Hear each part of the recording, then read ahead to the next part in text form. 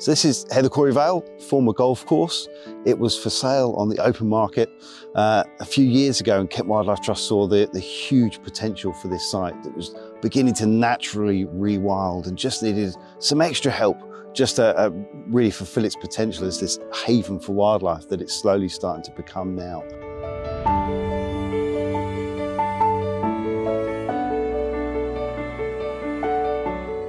Kent Wildlife Trust acquired this site and we started getting the infrastructure in place to begin the management that we needed to do here.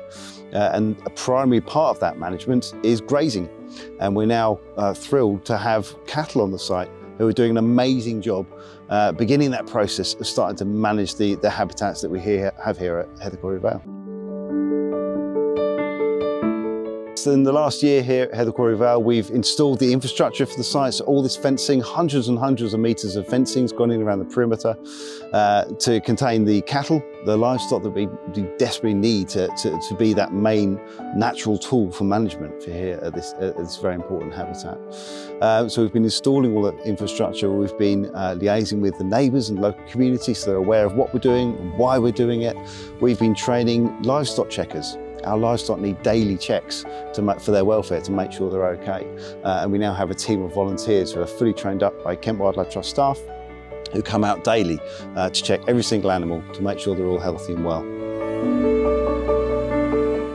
So Corrie Vale has been naturally evolving during this time as well. We've got scrubs starting to develop from the hedgerows and from the woodlands. We've got blackthorn and hawthorn and oaks starting to emerge and coming through. And now we're coming to spring, we're starting to see them properly pop through in these grassland areas as well. And the cattle really help that. They get down the big tusky grass that's developed by a lack of management over the last few years that stops a lot of these seeds from germinating, a lot of these plants and wildflowers from coming through. The cattle really get down in that. They break up the tusky grass, their sheer weight of them breaks up the soil as well, which allows germination and light through to that floor of the grasslands and woodland areas.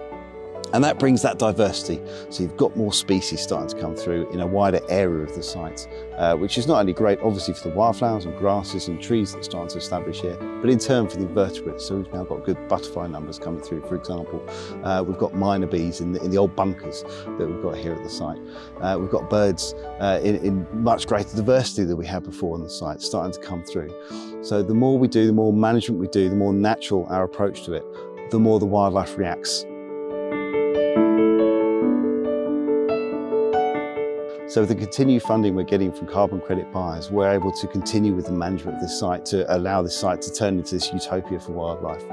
With this vegetation continuing to emerge, slowly transitioning into sort of scrubby grass woodland habitat that's so amazing for wildlife. UK businesses can invest by buying credits as a really high integrity way of dealing with their residual emissions. So what we expect of businesses is that they reduce as many of their emissions as possible, but we recognise that that's really hard and that, at least in the short term, there are going to be some left that they need to deal with. And you can choose something in the UK that you can come and visit, see evolving into a brilliant nature project that really delivers for both biodiversity and the climate, and has local benefits. It'll cost you a little bit more, but it'll be a much, much better outcome that you'll be able to stand by, that will work for you in ESG terms, that you'll be able to claim credit for, market to your customers, talk about with your peers. You know, it is the right thing to do. It helps to address the nature and climate crisis in a very tangible way at home. So that's why I think every business should be considering investing in this type of offsetting through wilder carbon. So UK businesses who want to do the right thing, achieve the best possible result in terms of dealing with their residual emissions, and investing through wilder carbon can be assured that we work with the best conservation organisations in the UK.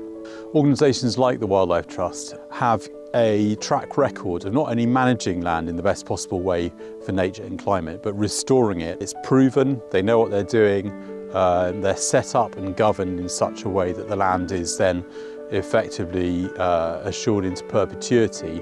It's going to be kept in the best possible state going forwards. And so a business buying into Wilder Carbon is basically supporting the best possible conservation work in the UK.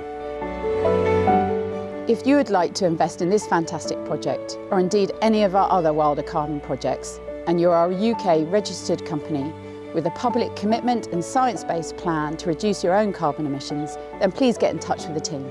We'll take you step by step through the buyer approval process, and if approved, you'll then have access to our public registry and be able to purchase any of our carbon units from any of our Wilder Carbon projects.